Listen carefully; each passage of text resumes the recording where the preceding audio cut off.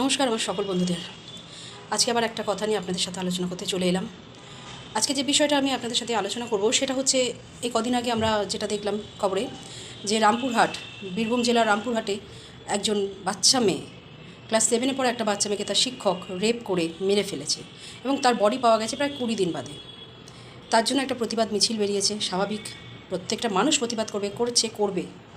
কিন্তু আমার প্রশ্ন এখানেই যে সত্যি করে বলুন তো, প্রতিবাদ করে কি কোনো লাভ হয়েছে আজ পর্যন্ত?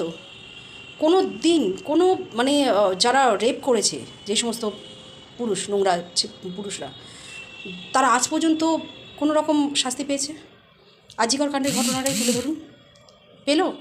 কোনো রকম সারা বিশ্ব এক হয়ে গেল, হলো না। সে মাথা উঁচু করে ঘুরে বেড়াচ্ছে, কোনো শাস্তি হলো না। মেয়েটা নিজেই নিজের জায়গায় ক্ষতবিক্ষত করেছে, মেয়েটা নিজেই সব কিছু করেছে, তার পেছনে কারোর হাত ছিল না। কিন্তু এই বাচ্চা মেয়েটা, ক্লাস 7-এ পড়ে একটা বাচ্চা মেয়ে, ও কী জানে যে শিক্ষককে আমরা মাথার উপর রাখি? বাবা মা থেকে সম্মান যদি আর কারোর থেকে থাকে, বাবা মার পর সেটা হচ্ছে আমাদের শিক্ষক শিক্ষিকাদের, তাই না? সেই শিক্ষক আমাদেরকে এই শিক্ষা দেয় যে কোনটা ভালো কোনটা মন্দ, তাই তো? কিন্তু সেই শিক্ষকই যখন ভক্ষক হয়ে দাঁড়ায়, তাহলে তাকে কে শিক্ষা দেবে? কি মনে হয় কোনো আজ পর্যন্ত কোনো যারা রেপ করেছে তারা কোনো দিন শাস্তি পেয়েছে, উপযুক্ত বিচার পেয়েছে? পায়নি, আর পাবেও না। আমার ক্ষেত্রে শাস্তি যদি দিতে হয় তাদের, কিছুদিন আগে আমি একটা খবরেই দেখলাম যে আমেরিকার একজন মহিলা, তার 7 বছরের একটা বাচ্চা ছিল, মেয়ে। সেই বাচ্চা মেয়েটাকে কেউ একজন রেপ করে মেরে ফেলেছিল এবং তার বিচারের জন্য ওই ভদ্রমহিলা কোর্ট অবধি গেছে।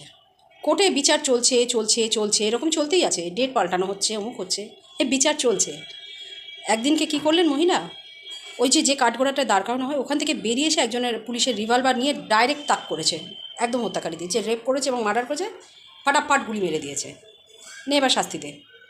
আমার মেয়েকে যখন, আমার ওইটুকুনি সন্তানকে যখন ও রেপ করেছে, তার বিনিময়ে এত কিছু এত আমাকে ঘুরতে হচ্ছে, ও মেরে ফেলেছে একটা 7 বছরের বাচ্চাকে, তার বিনিময়ে আমার কী হতে, তা আমি হাঁ করে বিচারকের দিকে তাকিয়ে বসে আছি যে কখন সে বিচার দেবে। কোনো বিচারের দরকার নেই, পাবলিকের হাতে ছেড়ে দাও। পাবলিক যেখান থেকে হোক বার করে নেবে। যদি কোনো কেস দেখবেন পুলিশের হাতে উঠে গেছে, কোনো দেখবেন অন্যায় যারা করে থাকে তারা যদি একবার পুলিশের খাতায় ঢুকে যায়, পুলিশ তাকে এমনভাবে সাইড করে দেবে না যেন তার গায়ে একটা নখের আঁচড়ও লাগতে দেবে না, মনে হয় যেন মহান কাজ করে এসছে। হয় না, যদি কিছু করতে হয় ডাইরেক্ট করে ফেলো। যদি ওকে মারার বিনিময়ে যদি আমাকে শাস্তি পেতে হয়, তাহলে আমার সন্তানকে মারার বিনিময়ে ওর শাস্তি এতদিন হবে কেন? আমি যদি কথাগুলো ভুল বলে থাকি আপনারা কমেন্টে জানাবেন প্লিজ। যদি সত্যি কোনো বিচার হতো তাহলে আজকে দেশের এই অবস্থা হতো না। দেশে কোনো বিচার নেই, কোনো আইন নেই। যখন কোনো সব কিছু শেষ হয়ে যায় তখন আইনটাকে নিজেদের হাতে তুলে নিতে হয়। আমি কিছু মহিলাদের দেখেছি, মিথ্যা কথা তো বলবো না, নিজের চোখে, আমি নিজেও একজন নারী। বিশ্বকবি রবীন্দ্রনাথ ঠাকুরের জন্মদিনে যখন ওনার জোড়াসাঁকোতে সবাই যায়, আমরাও গেছি, আমি গেছি, আমার সৌভাগ্য হয়েছিল একবার যাওয়ার। তো এমন কিছু মেয়ে ওই কুমারী মেয়ে, যারা ধরো 26-27 বছর বয়স, কি 25-23 এরকম 21-এর মধ্যে, তারা গেছে, তারা ফটোশ্যুট করতে ব্যস্ত। বিশ্বাস করুন, ফটোশ্যুট করার জন্য তারা এত জঘন্যভাবে শাড়ি পরেছে। একটা রবীন্দ্রনাথ ঠাকুরের ওখানে গিয়ে শ্রদ্ধাঞ্জলি আমরা শ্রদ্ধাঞ্জলি জানাতে যাচ্ছি, কিংবা আমি রবীন্দ্রনাথ ঠাকুরের সব কিছু পরিক্রম করতে যাচ্ছি যে উনি কোথায় কী করতেন, এগুলো দেখতে যাচ্ছি, তাকে একটা স্মরণ করে। সেখানে গিয়ে ফটোশ্যুট করো, কোনো ব্যাপার না। কিন্তু ফটোশ্যুট করছে, এমন ড্রেস পরে করছে যেটা আমরা প্রতিটা নারী পর্যন্ত আমরা বিরক্ত হয়ে গেছি। আর আমি তো বলে দিতে যাবো, আমার বান্ধবী শোনা আমাকে বলছে তুই চুপ কর, আমাকে বলতে দেন। কিছুজন তো বলেই ফেলছে যে এটা কি, এরা যে বাড়ি থেকে তো বেরোয় এইভাবে। আমি বলবো না বাবা মারা খারাপ, কোনো বাবা মা কোনো সন্তানের খারাপ চান না, কখনো না। তারা কখনো বলে না তুমি এই খারাপ ড্রেস পরে বাইরে যাও, করে না, কিন্তু তারা শোনে না। আজকে তাদের জন্য কিন্তু বাবা মাদেরকেও ছোট হতে হয়। 5 জন কিন্তু বাবা মাকেও ছোট করে, যে কোন বাড়ির মেয়ে রে বাবা। রথতলা থেকেই তো আমি যখন বেরোছি, এমন একটা মহিলা এমন একটা ড্রেস পরেছে যে আমি প্রতিটা বেটা ছেলে তো দূরের কথা, মেয়ে ছেলে পর্যন্ত তাকিয়ে রয়েছে, এত খারাপ ড্রেস।